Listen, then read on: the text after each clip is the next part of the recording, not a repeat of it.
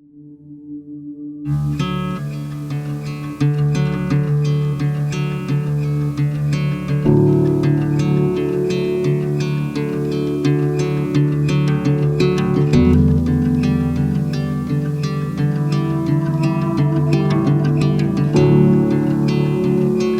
right, Bob, talk to me. How did you end up with distance in a profile? Well, I just observed myself and said it has to be in there. How did I know that was going to come up that early? uh, uh, let's just kind of start with the framework. The bottom half of the profile is in three major sections, which came from Karen Horney's model or framework, and it's everywhere. It's in the Enneagram. It's in Gurdjieff's work. It's this three-way, three centers out of which we operate: head, heart, and will. And we can lead with heart, which is in its reactive form is complying. We can lead with will, which in its reactive form is over controlling or overdrive. And then there's lead with mind, head, which is the protecting dimension. And Karen Horney called it move toward, which was the heart move. I move toward others. That's my way of being safe or establishing my identity. I move against others, which is I'm going to win or triumph or excel as the controlling or will move. And then the move away was what she called the mind move. It's a move away in distance, creating a kind of protected heart in distance. And it's a move to the head. And mind doesn't feel. Heart feels, body feels, mind thinks, mind doesn't feel. So it's a move away from feeling. In early age, it's often related to some difficult experience where I had to close my heart. It's not that I don't have one. I have a huge heart, but it can be protected. And the more we move into that space, the more we move toward distance, pulling back. And I've been playing around with another model, and I got it from the Myers-Briggs, where if you look at the four functions of the Myers-Briggs, sensing, intuition, thinking, feeling, once you get into a deeper understanding of it, there's different relationships between those. So I might lead with sensing. My wife leads with sensing. I lead with intuition. So we're really opposites. But then if you rank order the fourth one is, they call it a gateway to the shadow. So what would be the order of the three centers: head, heart, will? Well, in complying, number one would be heart, followed by number two could be head or a will, depending on the nature of my complying. So when you get into protecting, you lead with head from the mind. But then what's the second one? Is it heart or will? Power. Over on the right side, you got the critical and arrogant kind of. That's combining with will, and heart's probably the third on the list. Over in distance, it could be that way, but it more likely is head, heart, will, because it often combines with passive. You'll see a high passive and a high protecting or a high distance right next to each other, and then I'm really pulled back. Giving up not only the, I have protected heart, but also will is really suppressed. So protecting and distance can play over into, arrogance and critical, but and more aggressive, but it can also play more toward complying, where it you become largely invisible. Um, and so that's how it ended up in the profile. Was Karen Horney literally called it a move away, and yeah, so that's its origin. You know, in a, I think in our next one of these, we're going to talk about composure, which is the strength of distance in its creative form. Composure and even passive, right? I'm composed. I'm unflappable. In the midst of the storm, I'm still and present. In the reactive form, I'm still and distant. Its strength in reactive is that I can also step back and be an observer, witness what's going on. It's a mind capability, so it's usually connected with brilliance. And I can see what's happening in the room or even see the larger systemic issues that are at play here. So it can be very brilliant and very dispassionate. But when someone speaks from that place, people often listen because it has a wisdom about it, and it comes from an observer perspective, whereas others may be caught in the fray of the conversation. Someone comes in from a distance and says, well, let's move this to a higher level, or let's look at it this way. Take a balcony view on this. So there's a lot of strength here between the rational and the observer capability. But in reactive, these leaders are experienced as dispassionate, disconnected potentially, and often they get feedback that they, don't care. People don't feel they care, which is often a shock to them because they do care. Their heart is as big as anybody's heart. It's just that's not what they lead with. And so people experience their mental brilliance, their technical capacity, their industry knowledge, their observer perspective, but not necessarily the other dimensions of heart and power. A couple of minutes ago, as you were laying that out, Bob, just before, which obviously not a big surprise, you said dispassionate. The dispassionate word flaw, came through, and no question, the dispassionate often really sits just in front of the passion that exists for someone that is very distant and or plays moderate distant, but it'll be seen as dispassionate. And when it's working, the dispassion actually gives another sense of, can see from a distance in a way that would not happen otherwise, and gives a view or a look on things that make a significant difference. And everything that you just mentioned interpersonally also is at play. So the interpersonal side of that often comes across as distance from and not in relationship, not available, unable to be seen. All of those go hand in hand once it's over toggled on. And significant play there is often, I find that those that may be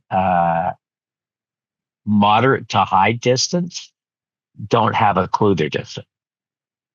Yeah. So, I mean, literally, you'll get into me included, right?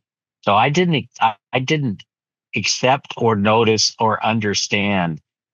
I chose not to my own distance until about 3 years ago. And as you all know, Bob and I are the same age. So at the ripe age of, 68 or 9, I was actually the summer gathering for the European Union, the EU summer gathering with practitioners. And I went, oh man, my distance actually is way high. I had no idea. Had no idea. It wasn't at all as debilitating because of those things that I have that actually highly cancel out the distance impact wise when it's negative are there, but it was really high and I didn't have a clue. Didn't have a clue. So I'm like, Cindy's been telling me for 30 years you've gone distant. No, I haven't. I haven't gone distant. What are you talking about? I'm not distant. I could repeat verbatim everything it is that you just said to me in that conversation. I could probably come back 100% dispassionate without any feeling or emotion in it. But I'll get it. I'll get it word for word. Yeah, that's what I'm talking about. So that combination, and it took a long time to recognize that because when we're distant, we often hide it from ourselves. We hide it from ourselves. We keep ourselves not able to see it because it is, for many of those that play high distance, it's incredibly painful. So it is a lonely, painful place to be. And not knowing necessarily how it impacts others and or self, unable to see it and don't want to see it. Yeah, don't want to see it. So that plays in. I would say I often see in a profile with a leader that throws a distant, all kinds of, and there's pretty high on a significant portion of our leaders, given how many of them with the level we deal with down in the protecting side. And Bob talked about protecting over into what really happens on the heart side and over to the will side on controlling. I get a lot of high protection, high distance with a double hit on the controlling side. And Yeah. so you get those in leadership positions. And when they throw off that high distance, I get one, I see it coming through on a profile, and I go, okay, this is gonna take some work. In order to actually work with the high distance when you're debriefing a profile, working with a leader that's got high distance, it's you don't get, if you push, you don't get anything in return. You push and you're able to start recognizing and give feedback. What you find with high distance is they get more distant. So they're more disconnected and they pull back even further. And wow, it's one that's tough to break through on. It's a tough one to break through on. That resonate, Bob? Oh, yeah. And you can't storm the castle either because they just, Oh, that's just not a good way to go. it's like, Yeah, good luck on that. I can go deep six on you and I can intellectually box with you. And so the gates are All day closed long. all day long. Um, it's, it has to be met with heart, actually, and with Love, patience. heart, compassion. It's true of any of them, but this one in particular. And you can say Yep. difficult things, but if you say them with open heart, they'll hear it. I once had a guy come into a coaching session, and first thing he did was he had really high protecting, high arrogance, high distance, and so on.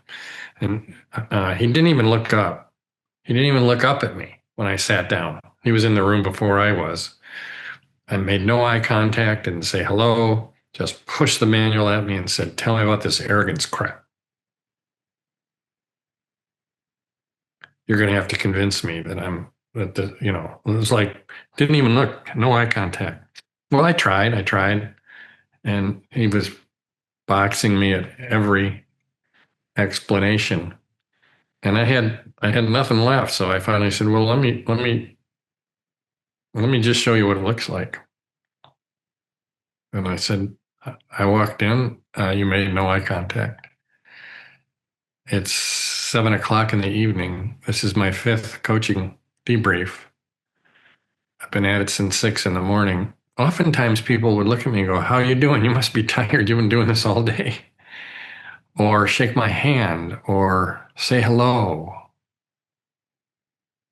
And then I role played what he did. And he just rocked, but it was all with a kind of playful Open heart. heart, not you jerk, you know, like really like. So he just rocked back and he went, "Wow, that's so helpful." And then he started to tell me how people describe him at work. And he says, when I'm walking into work, when I'm walking in from the parking lot, it's game on. My game face comes down, it's game on. People don't even recognize me, he said, if they see me out and about. I got a ball cap on, you know, maybe, you know, or at a party, I have a beer in my hand, but barbecue, they don't even recognize me as the same person. So it was a fascinating description of game on protection. You and I remember that. Go ahead, Bill. No, I was just, I don't want you to lose your thought there, Bob. I was thinking as you were describing that, how the game on in many cases determines everything that is going to happen in a relationship, and the distance in a relationship on the pure protection that can't be seen. You don't, if you're unable to approach that open-hearted in a way, whether you're working with this individual and or if you're in the kind of coaching relationship or consulting relationship that we are, open-hearted, you at all come with a closed heart at all. You're not going to get there. Oh. So often it brings up a little bit more for us when we're dealing with, and it's important to understand it when we're dealing with someone that can go moderate to high distance. We have a tendency to protect ourselves without even knowing it. It's an autonomic for us. Yeah. And once we start in the same level of protection that they are, the other is, it gets stronger. It doesn't break it down. Yeah. And that's an important one. And it's hard to do that with someone that's distance on you because you're not getting anything in back. You're getting just the opposite. Yeah. And I'm, you know, as we've talked about, I'm more on the complying side. There's a need for affirmation or approval. And when it's high distance, that's not forthcoming. It feels that's good. Very cold and judgmental. And I'm like, it immediately, if I'm not monitoring myself, destabilizes me. And then I go into protecting, and then I'm trying to solve the problem of him from a head space, and that's game over for her, depending on the client. I really appreciate the nuance and maybe not such a nuance in this conversation on it's one thing as a leader to be coming from high distance, moderate to high distance, and all of there. And yes, Sarah, the irony is not lost on me that I am in old growth sports in my truck this morning, my rolling office here. So I do know my distance pretty well. I'm very comfortable here. And I get blown away that when that's coming at me and I do the same with others, it's closing heart often with that person I'm in relationship with or that moderate to high distance is. And it's just the opposite of what is going to actually open them. Yeah. Just the opposite. It'll close more. Yeah. And, you know, like Cindy gave you that feedback. I mean, my long and direct experience of you is how big your heart is. And when it's open, it's really beautiful to be held that way, met that way. So when it closes, it's like more obvious. Oh, you just went distant. You just went distant.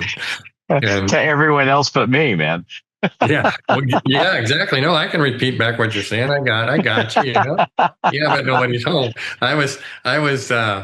We were doing a senior team session in healthcare. This guy was uh, really young and, well, not really young, early mid-career, very ambitious, very brilliant, very passionate, and a great leader. And he had a strong distance arrogance. And they called him when we got into the feedback. They told him that their nickname for him was Pitbull Oh, because when his mind was made up, it was made up, and there was no changing it. And they said, we know when you're in it because we look in your eyes and you're not there. Nobody's mm. home. You're arguing with us. You're in the room, but there's nobody there. And we Oh, that know. Bob, that feedback on high distance, you're physically there, Yeah, but not any other way, shape, or form. yeah, You're not. yeah. That's right on target. Yeah, you're That's a hard mentally one. there, and you're so pulled back. We can see it in the energy in your eyes. Like your eyes go to vacant. They're open. They're wet, but there's you know the look. And he had no clue, but it was so helpful. And he owned it. He said, "You know what? You're right. I know when I go into that space with you." And they started to work it. But that's you know one of the best leaders I knew. I knew at that point in my career. I mean, he was really a visionary, and he had this other side. And then you remember the guy. I won't mention the country. Head of a large financial firm. Uh, Yep. you know, a great leader, industry leader, I'd forgotten. Yep. I know great exactly culture. who you're talking about. Yep. Team loved him, and he got high distance and high composure. And he was the CEO of this financial Yeah, institution. yeah. And it was Bob and you and I got to sit down with him that morning, and I'm like, he didn't exactly know what to do with that because this guy had been doing his work for a long time, and that high distance flag was still thrown off. And it was there, and wow, keep going, Bob. That was Well, quite the the, experience. the breakthrough for him was the difference between composure and distance. He Yes, always he knew that composure was a strength. In the middle of the storm, everything's going off. I that's can right. remain composed, keep my wits about me, and lead through it. And he got feedback to that effect. But he realized that he was doing that through distance. And the other half of the feedback is you don't show any emotion about the difficult situation we're in. So we don't really know if you care or not. Well, Yeah, he did he deeply cared. deeply, but Hmm. he didn't show it. So he was then working on how do I stay composed with heart open, Hmm. letting people see how much I care, and not being reactive to the situation, but not shutting down my connection with the people in the room and with the gravitas of the situation. Or Yeah, Bob, you're that so appreciate your memory on that interaction, that example, because what you just said is he showed up in his distance as a way to get to composure. So he used distance as a way to get to composure, which he at that point viewed composure also being distant and dispassionate. And what I remember very clearly in that conversation, his insight was, oh, I have to stay open and I have to stay soft hearted. I have dot, dot, dot, yeah, because it's the opposite of what I want. The composure is accomplishing and succeeding at the level it needs to. It's really good, but it's done in that distance edge. And with the distance edge, the composure actually worked more against him than it did for him. yeah. Well, and I Wow. think I remember him also starting to track it to some early childhood, very, Hmm. very I just, difficult interactions where he, okay, hmm this only is way to what survive. this is what I need to get through, Yeah. and which is how any of these reactive tendencies um, form up. They're Yeah. Yeah. early adaptive strategies, and we take our strength and we pack it in that gift. So this mental strength and this ability to find center, um, but pulled back, pulling hard back is the reactive strategy there. Well, and when I, with all the profiles over all the years now, when I'm seeing one of my stronger leaders, often I'm talking that top quartile, not up into the top decile, maybe, but mid to high creative. I will about 50% of the time have them throw off a distance that I'm guessing it's close to 50% of the time that they're unfamiliar with. They're not familiar with their distance any longer. And it's fascinating because it shows up in two ways. Distance shows up and driven shows up together. So Yeah, what they're going to see on shadow that they often throw off is distance, and what's really there on uh, them going after it on overly aggressive. yeah, And those two happen often together.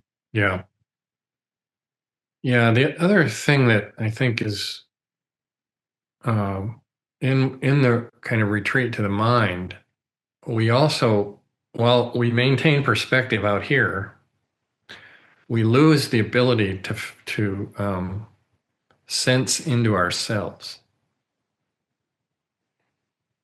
We go distant from our heart, our body, our sensate feeling, which is where intuition lies, where deep insight or self awareness lies. So I don't know that I'm distant because I've cut myself off from this, the intelligence that lies below the neck, and Yeah. especially as we move into more integral leadership, that capacity, the mind goes, you've worked through some of the distance because you're moving from creative to integral now. There's composure, and the mind becomes a listener. So this observational capacity, I can turn inward and I can listen to what's emerging in me, and I can speak from a much deeper place of resonance and insight and wisdom. And it's integral, if not integral, informed by unity, because I start to have more intuitive access. Um, the the gift in protecting is mind, and Mhm. as you move into higher levels of awareness, it becomes higher mind, not transcendent, like leaving the body, although it can. Many of these folks are experienced meditators and live in ashrams and are quite disconnected from their body when that becomes their strategy. But when it's fully embodied, I can access the deeper intelligence directly because of this capacity to stay still and composed, and the mind now doesn't have to think it through as much. It can listen and be informed, and that's a real high order capacity that comes um, with distance. Yeah. Yeah. It's when it makes the shift, Bob, from reactive and you start to actually harvest the gift of distance in a Yeah. way, what do you predominantly see showing up? So when I start to harvest the gift of distance, and I'm doing it from a creative or higher integral, what shows up? Well, it's down in the middle of the bottom. So what shows up is the middle of the top. Okay, It's courageous methods authenticity, and self-awareness, self composure, awareness. egolessness or selfless. All those start to emerge much more. And then systems awareness. They're naturally brilliant and systems thinkers. And so but they become much more capable of conveying that because of their connection Yeah, and their emerging humility, that selfless or self-awareness that's all emerging. So they're often experienced as lacking integrity because they say things, but they're cold in the way that, or right, just right. distant in the way that they say them. So there's a mismatch between their words and their presence Yep. that resolves a lot as you move into creative. Yeah, yeah.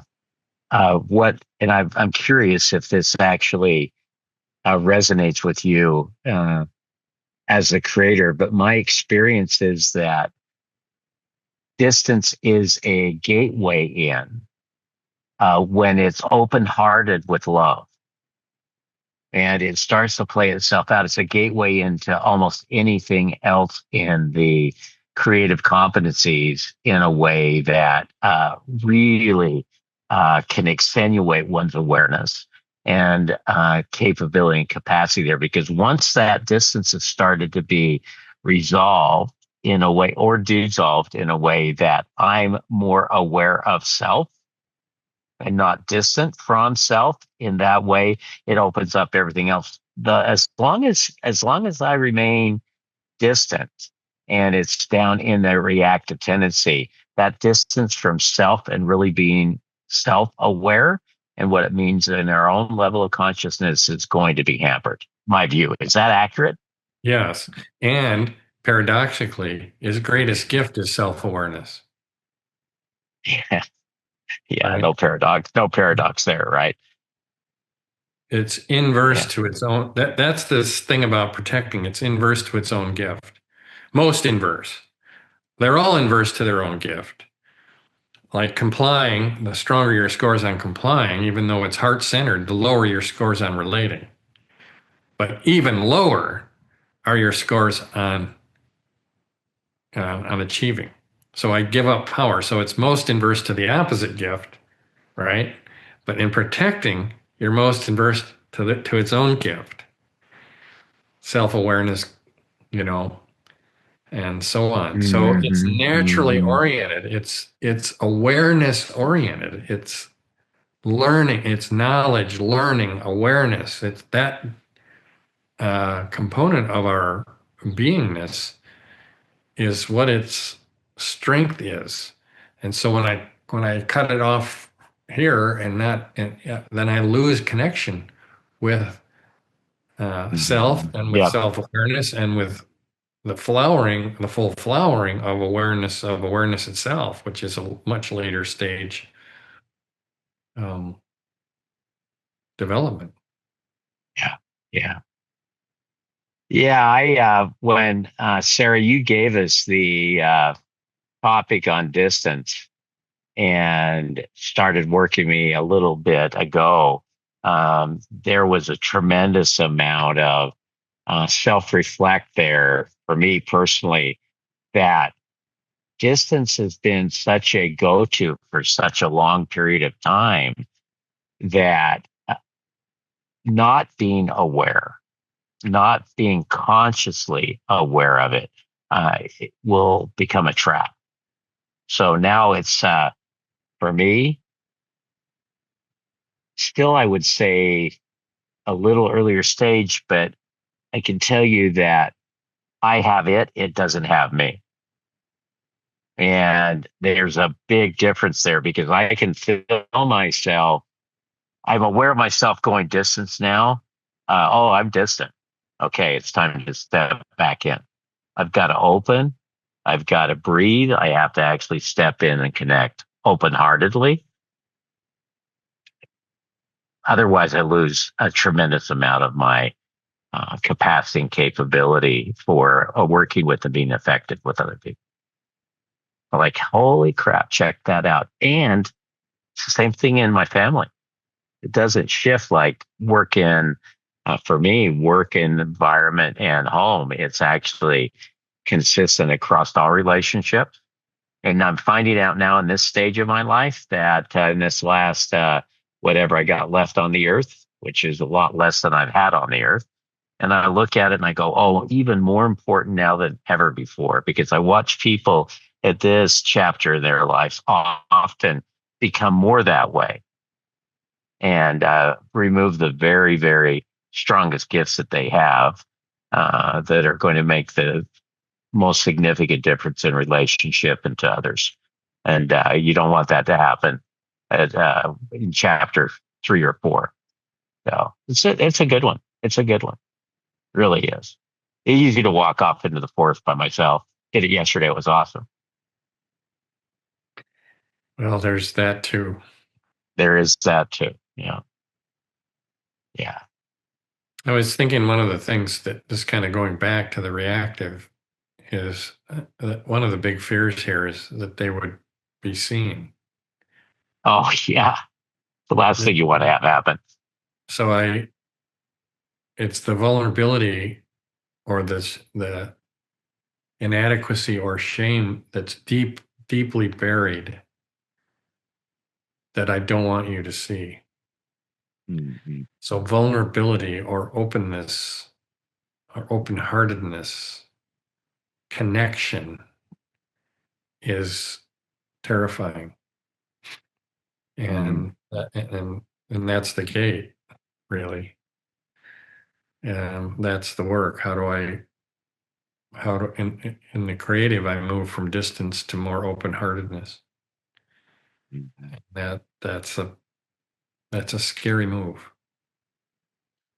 What came up for me as you were talking about that is the element that surrender plays in there for someone that is, or those of us that throw off moderate to high distance when we're in our strongest. And the vulnerability is akin to death, surrendering to what it means to be vulnerable and undefended. That surrender to vulnerability and being undefended is an unlocking move that changes everything for the better. Yeah. Self and other. But boy, I'll tell you, that's a bugger. That's a hard one. Yeah, I actually got to that rational explanation about vulnerability from listening to you talk and going, what's my distance? What's the source of my distance? Right? None of that's happening. None of that's happened to us over the years. So when I go distant, I'm defended against intimacy. I'm defended against connection. And underneath that is you'll see aspects of me that I don't want you to see or I'm not able to hold yet.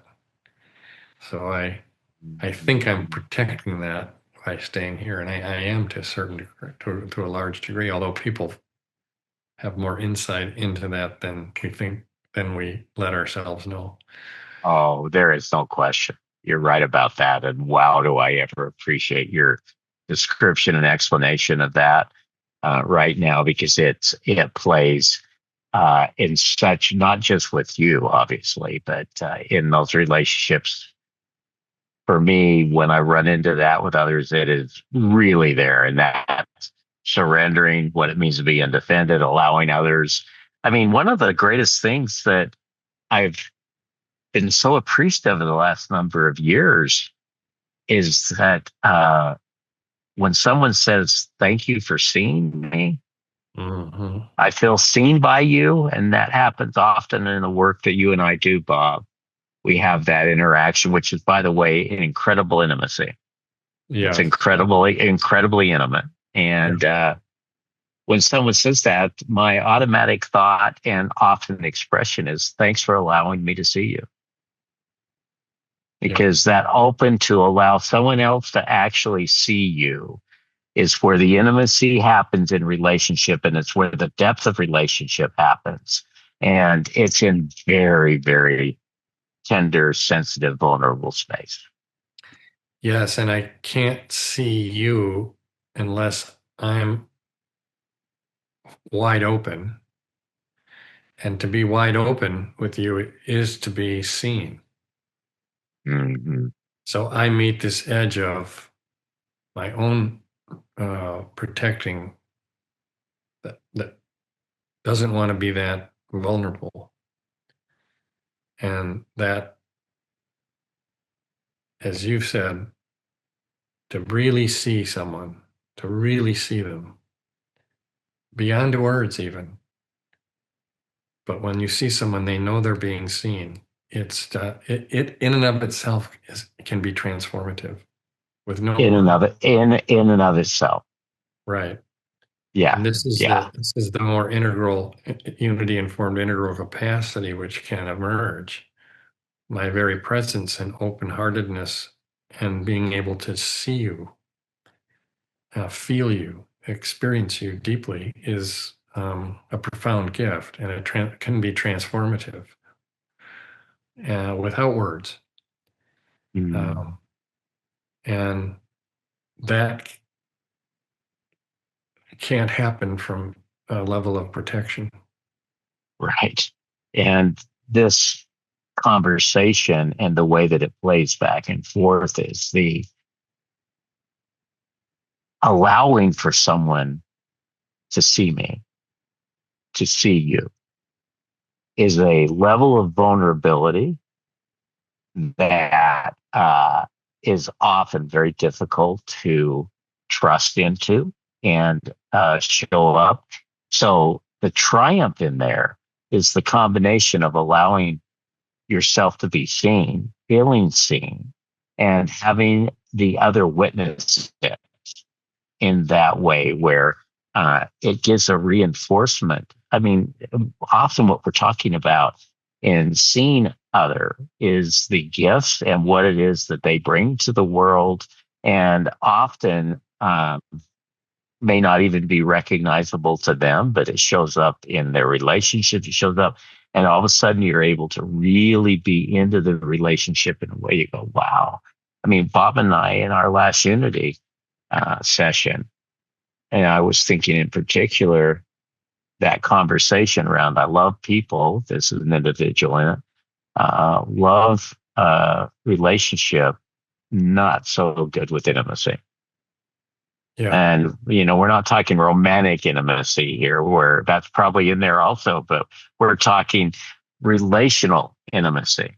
You and I, what it Yeah. means to be in relationship. And I'm guessing in that particular instance, you and I both had a chance to work with them quite a bit over those days. That's that's been there forever, 30 years. Really trying and wanting to not be there any longer because Yeah. of what we're talking about here. So this is a big one. This is a big one. Yeah. And I can hear coaches, I can hear in my own kind of self dialogue, coaches going, yes, I can see where that kind of intimacy would really be helpful. In terms of the kind of work we do. I can also, but I can also hear leaders going, yeah, but what's in it? What's that got to do with me? Right on. And uh, do I need a level of intimacy to lead an organization? Mm-hmm. And um,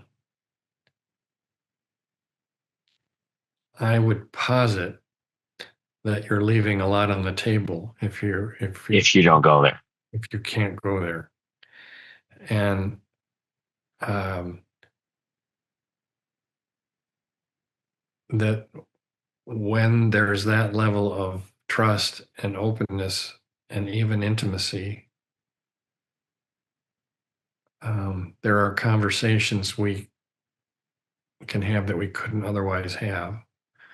There's a level of listening and deep appreciation that comes into the conversation, which allows for our best thinking and listening to the field and being informed where breakthroughs can happen. But that kind of deep dialogue and deep listening together for what is wanted of us, or what the breakthrough is that we need in our vision, in our strategy, or technologically, that kind of listening presence requires a vulnerability or an intimacy and a trust that a lot of leaders don't cultivate. Yeah, I'm flashing, and I can use this example with the name. We've written about him. That's Eric Fairwald, was the CEO for Syngenta. And that was now running a new organization here in the U.S. Eric had a moment where this all showed up in front of 500 leaders. So 500, maybe as many as 600 leaders, top of his organization. And the vulnerability and the intimacy in the way that his leaders knew him changed just in an instant. And I was able to see the way that impacted all of them around him as a human being and Eric as a leader. But what happened was he just in front of the group, he was talking. We were it was at a leadership conference, and we're in Spain, and incredibly important meeting, top 600 leaders there, 5 days of working together. And they did commercial agriculture is an environment that requires safety to be paramount and really taken care of. And they had a safety incident that had taken the life of one of his people. And Eric's on stage in front of the 600, and they're in the middle of this safety moment that they do before every meeting.